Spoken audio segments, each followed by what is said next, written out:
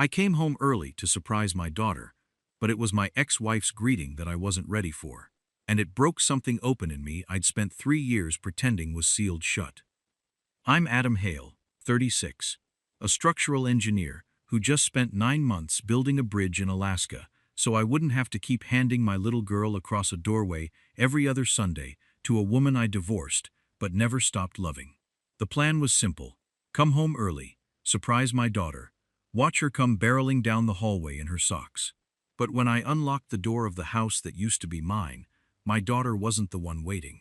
My ex-wife was, asleep on the couch in my old flannel shirt, the one I'd accused her of throwing away 2 years ago. And on the coffee table, holding her place in a journal full of letters she never sent me, were our divorce papers. She opened her eyes. She didn't yell. She didn't yell. She didn't yell. Ask what I was doing there. She pressed her hand to her mouth and whispered, "You came back." And then my ex-wife started to cry, the way you only cry for someone you were sure you'd lost for good. But here's what I didn't know yet. I didn't know she was 3 weeks from saying yes to another man. I didn't know what was really written in that journal. And I didn't know that the reason our marriage ended wasn't the reason I'd told myself for 3 years. So why was my ex-wife sleeping in my shirt the night before I came home? What was she trying to say in letters she never mailed? And what happens when you come home early to surprise your daughter and find the person you broke your own heart to leave, greeting you like she'd been waiting all along? Let me take you back to that doorway, because I almost didn't open it. I'd stood on that porch for a full minute, key in my hand, heart slamming against my ribs like it was trying to get out. The sun wasn't even up yet. The street was gray and quiet, the kind of quiet that makes your own breathing sound loud. There was frost on the grass. A newspaper sat on the neighbor's step. Somewhere down the block, a dog barked twice and gave up. I had a stuffed narwhal under one arm, the size of a small child, because 9 months ago, Lily had told me, very seriously, the way she said everything, that the narwhal was her favorite animal because it was a unicorn that decided to live in the ocean instead. I'd carried that ridiculous thing through 3 airports. A man at security had looked at me and just nodded, like he understood. I slid the key in. It still fit. That shouldn't have surprised me, but it did. Some part of me expected the locks to have changed, the way everything else had. The door swung open into the dark, and the smell hit me first. That's the thing nobody warns you about. Houses have a smell, and your old house has your smell. Or the ghost of it.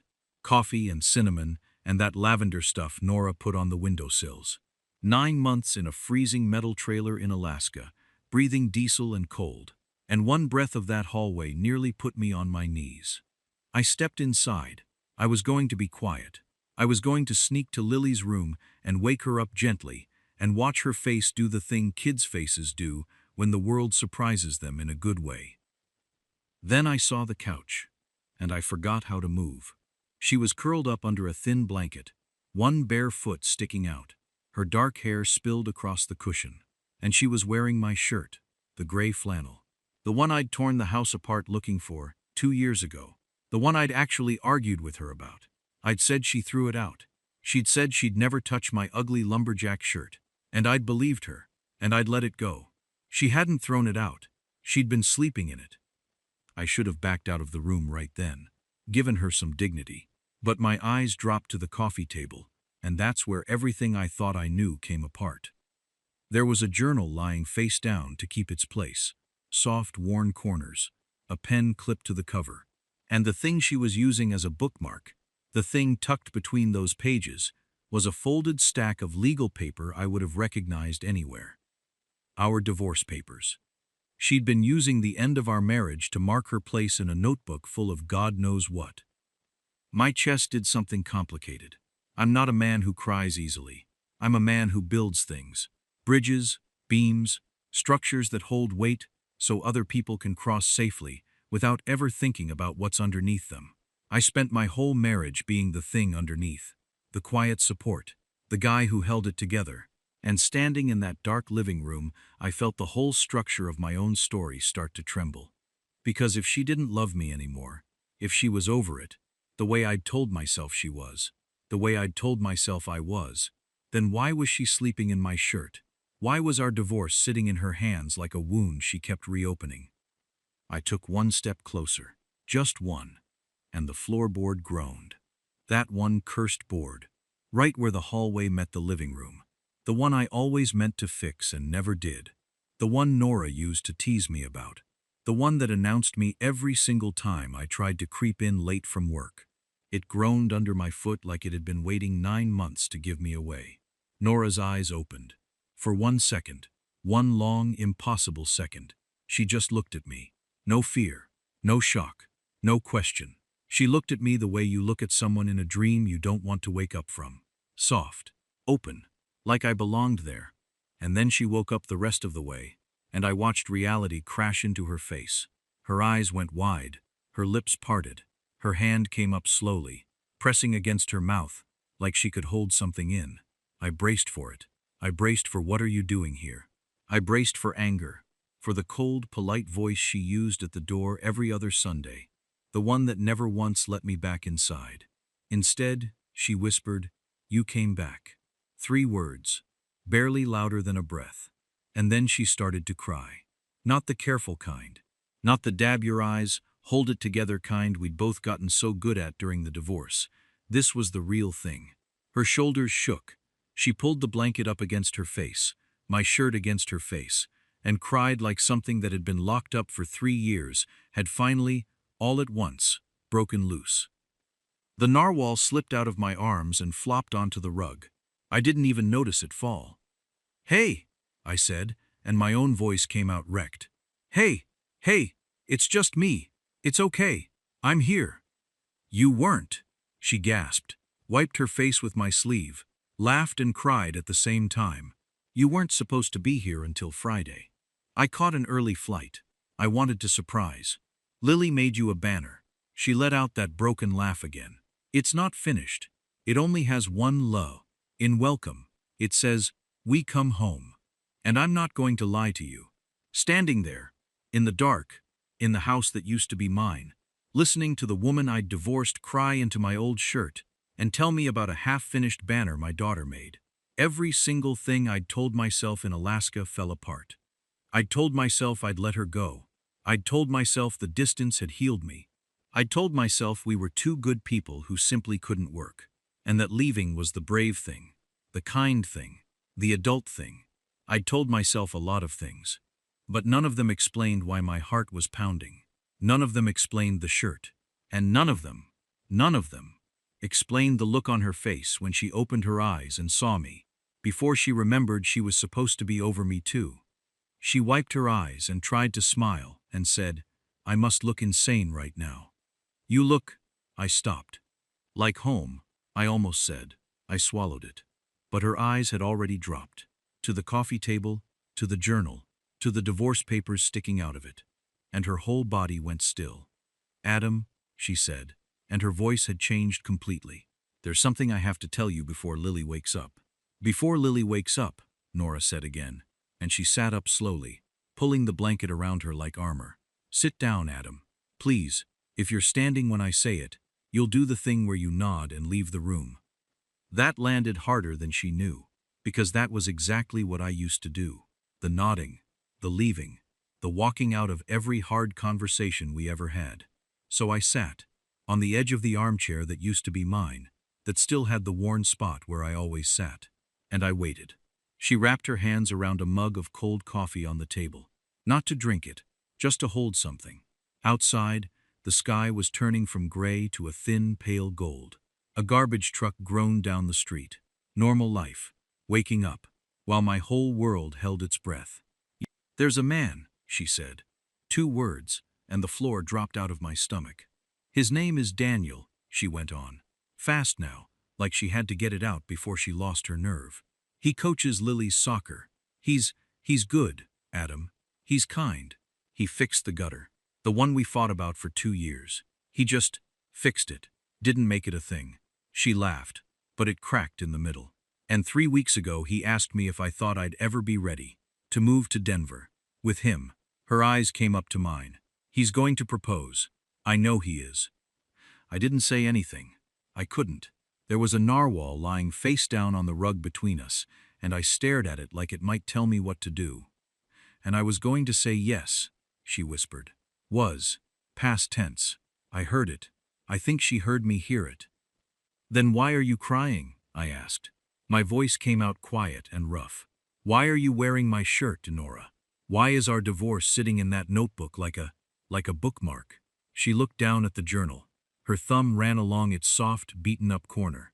And something in her face just surrendered. Because I never sent them, she said. Sent what? The letters. She picked up the journal and held it against her chest, the way you hold something you're not ready to give away. 3 years, Adam. 3 years of letters to you. I never mailed a single one. I told myself it was just a way to get the feelings out. My therapist called it closure. Very healthy, very recommended. A tear slid down and she let it. And last night, Daniel asked me if I was ready. And I came out here to write you one final letter. The goodbye one. The one where I let you go for real. She laughed, and it was the saddest sound I'd ever heard. I couldn't finish a single sentence. I sat here with the pen in my hand, and I couldn't do it. So I put on your stupid shirt because it still, her voice broke clean in half, because after 3 years, it still smells like you. And I fell asleep, like a woman who is completely over her ex-husband and ready to move to Denver. The room was so quiet I could hear the clock in the kitchen. And here's the thing I need you to understand about that moment. Everything in me wanted to cross that room. Everything in me wanted to take the journal, and her face, and tell her, don't go, choose me. I'm here. 9 months of missing her were screaming it, but I didn't. Because I'd done the loud, certain, take-charge thing our whole marriage, and it cost us everything. So instead I asked her the bravest, hardest thing I could think of. Read me one. She blinked. What? A letter. One of the ones you never sent. My hands were shaking and I let them shake. Nora, for 3 years I handed Lily to you at that door, and I drove away every single time with my hands shaking on the wheel, and I never told you. We were so busy being graceful, so polite. I am done being polite. I want to hear one. I think I owe you that. I think I owe us that. She stared at me. Your hands shook? Every time, every single Sunday. Something moved across her face. Shock, and then something softer underneath it. She looked down at the journal for a long moment. Then, slowly, she did the thing that changed everything. She slid the divorce papers out from between the pages, and she set them down on the table. Face down, off to the side. Like, for the first time in 3 years, they weren't holding her place anymore. She opened the journal near the front, to the worst year, and in a shaking voice, with the gold light spreading across the floor between us, she read me a letter she wrote, when our marriage was dying, and I was too far inside my own grief to see it. I won't tell you every word. Some things should stay between two people, but it was about the green room. The nursery. The one we painted before we knew. The one we never got to use. The one she kept the door closed on for 2 whole years. She wrote that one afternoon she finally opened that door, and she'd expected to feel sad, but instead she felt furious. Not at God, not at the baby we lost. At me. For disappearing into work. For taking the long way home, so I wouldn't have to walk in and see her face. For leaving her alone in a house with 2 ghosts. Our son, and the husband who was technically still there, but had gone somewhere she couldn't reach. And then, at the very end, in handwriting that had gone shaky and small, she'd written, I don't blame you, Adam. I think you were drowning too. I just wish we'd drowned together instead of pretending we could each swim alone. I think I'll miss the man who would have grieved our son with me for the rest of my life. She stopped reading. The journal trembled in her hands. And every story I'd told myself for 3 years came crashing down at once. Because here's what I had believed. For 3 years, I had told myself that Nora left because I wasn't enough. That she stopped loving me. That she looked at me one day and decided I was a closed-off, cold, work-obsessed man who couldn't give her what she needed. And she was right, and that's why she let me go. That was the story. That was the reason I'd carried like a stone in my chest all the way to Alaska and back. And it was wrong. She never stopped loving me. She just couldn't reach me. I had mistaken my own silence for her rejection. I thought she'd shut the door on me.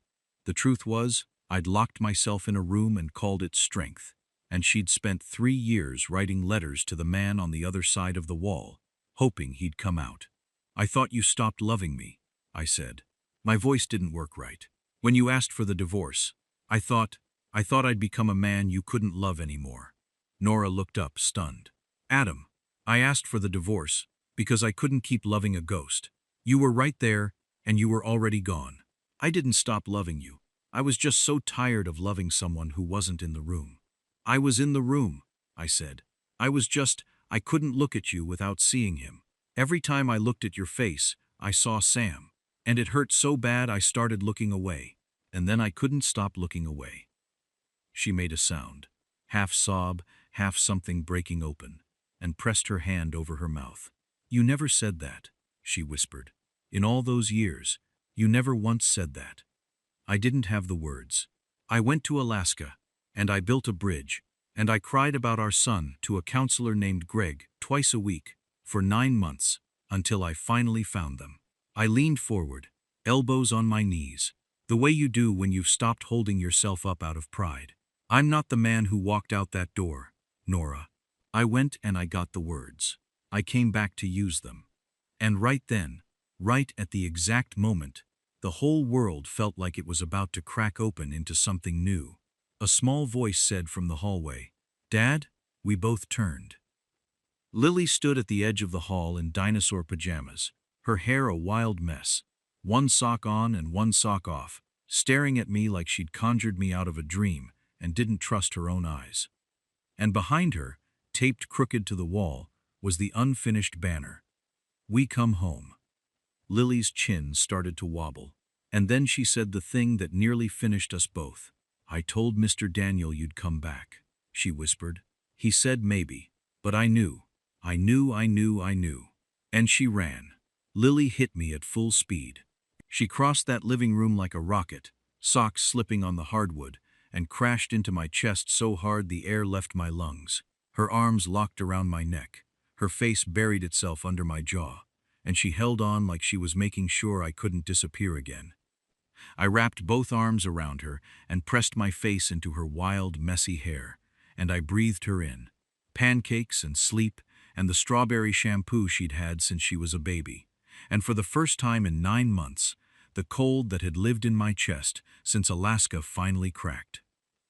Hi, Lilybug, I managed.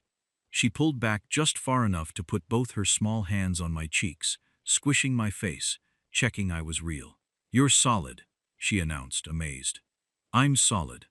The banner's not done. There's only one L in welcome. I got tired. I heard. I love it. I think it's better that way. She looked at me very seriously, the way she said everything. We come home means all of us. Then her eyes flicked to her mother, then back to me, and she lowered her voice, like she was sharing a secret. I made it say all of us on purpose.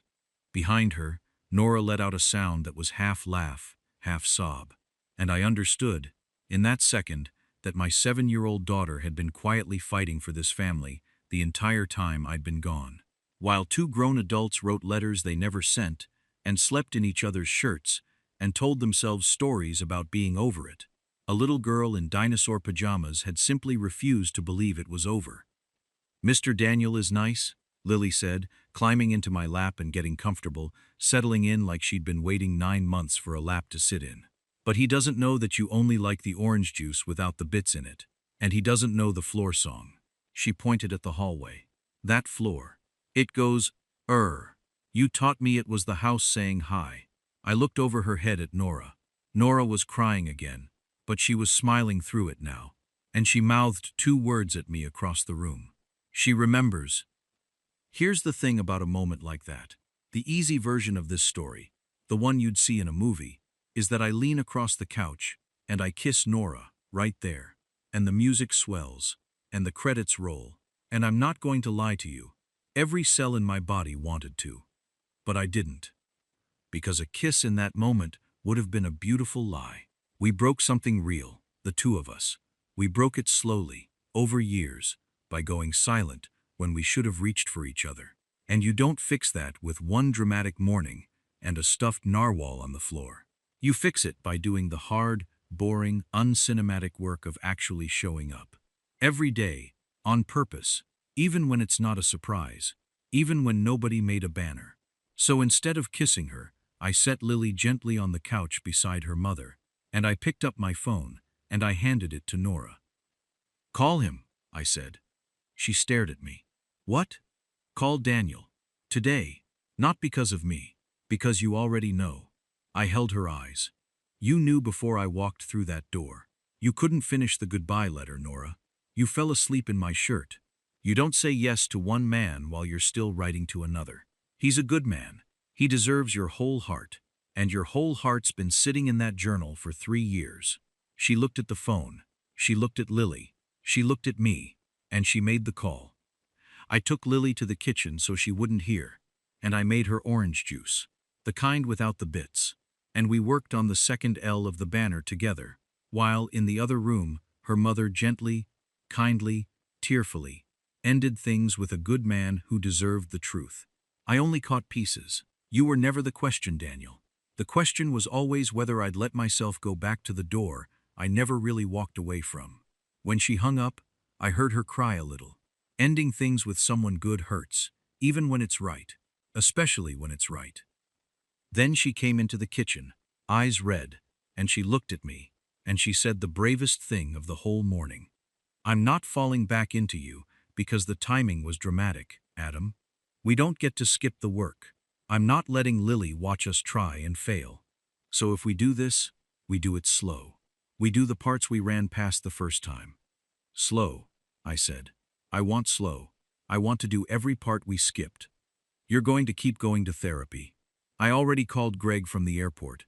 He says hi. He's very invested." A laugh burst out of her, surprised and bright, and she pressed her hand over her mouth like she had that morning. Except this time, it wasn't to hold grief in. It was to hold joy in. Like she wasn't sure she was allowed to feel it yet. So we went slow. I rented an apartment 15 minutes away, instead of 2,000 miles. And we dated. Really dated. Like two people who happened to already know everything about each other. I took her to dinner, and she wore a green dress, and I forgot every word I'd practiced the second she opened her door. We did the thing we never could before. We went into the green room together. Both of us. At the same time. We sat on the floor of the nursery we'd kept closed for years, and we said our son's name out loud. Sam. And we cried for him together, finally, the way we should have from the very first day. And it turned out the room never needed a different color. It just needed 2 people in it instead of 1. Lily was insufferable about all of it. She'd known, she informed us. Repeatedly. The unfinished banner stayed taped to that wall for a month, and we never did fix the spelling, because by then, "We Come Home" felt truer than the correct version ever could. The narwhal still lives on her bed. She named him Greg after the therapist, which Greg found deeply moving. We remarried the following spring. Small. In the backyard. Right next to the gutter Daniel fixed, which I have never once had the nerve to complain about. Nora wore green again.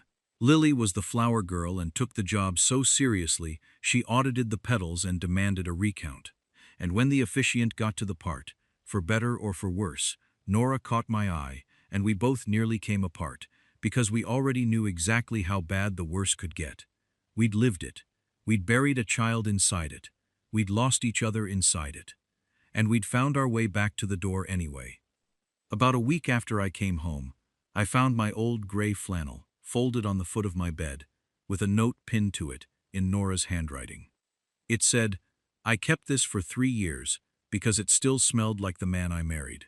You can have it back now. You finally smell like him again." I never gave it back. Some mornings she still steals it. I let her. After everything 2 people can lose. A child, a marriage, 3 silent years writing letters across a wall, a borrowed shirt, is the smallest, easiest thing in the world to share. And every morning now, I get to walk down that hallway, and the floor still groans in the exact same spot, and Lily still calls it the house saying hello. It took me 3 years and 2,000 miles to understand what that old board was really trying to tell me, every single time. Welcome home. If you came home early and found the person you thought you'd lost forever waiting for you, not with anger, but with the truth you'd both been hiding, what would you have done? Have you ever found your way back to someone you were sure was gone for good? Tell me your story in the comments. I read every single one.